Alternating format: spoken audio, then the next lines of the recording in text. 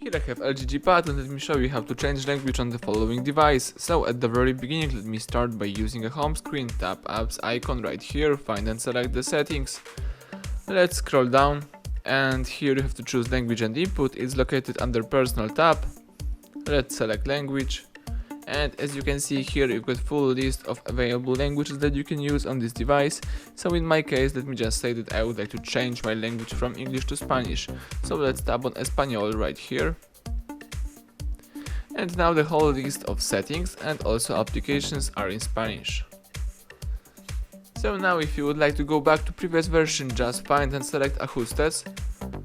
Scroll down, choose Idioma y Teclado, tap Idioma one more time, and from the following list let's choose English from United Kingdom. That's it, let's go back and now you can use your device.